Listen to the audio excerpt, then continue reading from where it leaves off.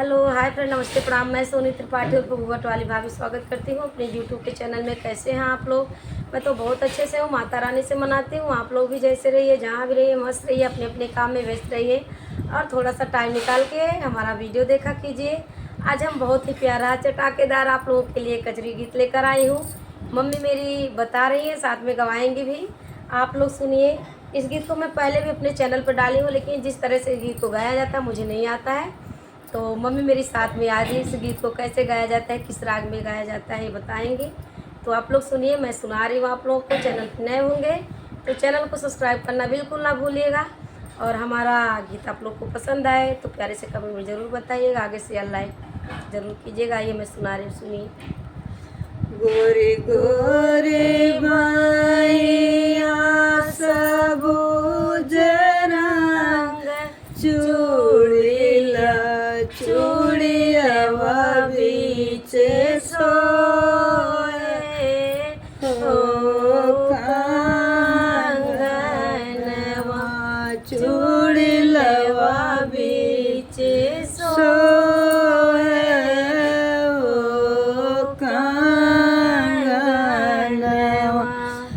कंगना Pellia में सुतली वो सरवा किस शुरू हो गोरी भैया गाओ चाची। किस शुरू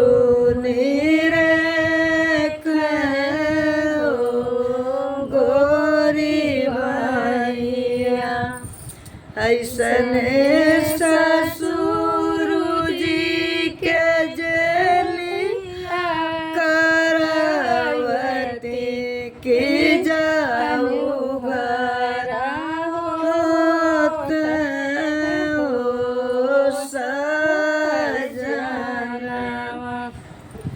की जाऊ घरा होते हो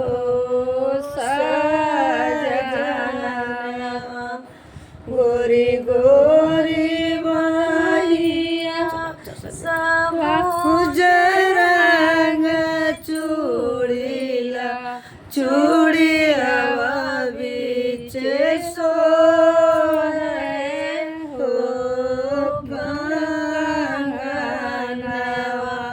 चूड़ियावा बीच सोए हो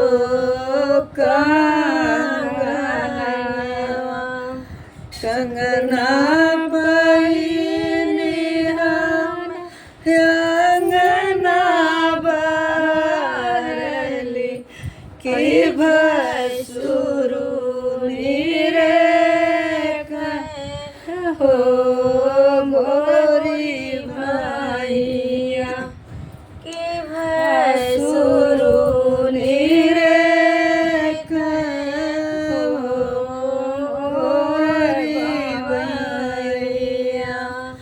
ऐसने भसुरु जी मुसुकी चढ़वती की जाऊ घरा होते हो भला की जाऊ घरा होते हो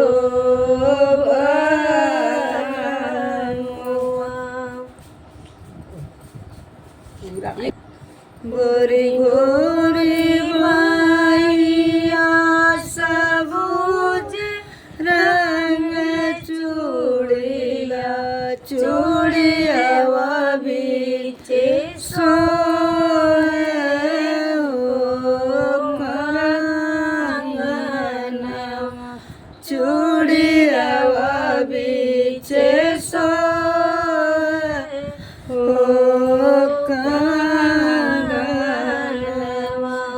कंगना पैलिया सुतली वो सरवा के देवरानी रे हो गोरी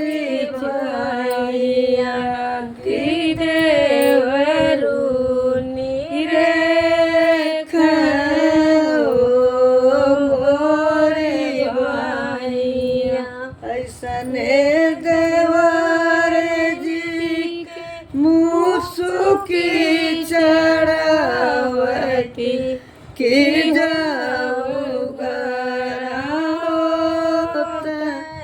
हो बलमुआ कि जाऊ गरावत हो बलमुआ। गोरी गोरी बाइया सबूज रंग चूड़ीला चूड़िया बीच सोए हो कांगनवा चूड़िया बीच सोहे हो कांगनवा। तो ये हमारा कजरी गीत आप लोगों को कैसा लगा? मेरी मम्मी भग भग भग देखिए गा के बताई हैं। फिर मिलती हूँ नेक्स्ट वीडियो में, तब तक के लिए जय माता दी, राधे राधे, जय श्री कृष्णा। भग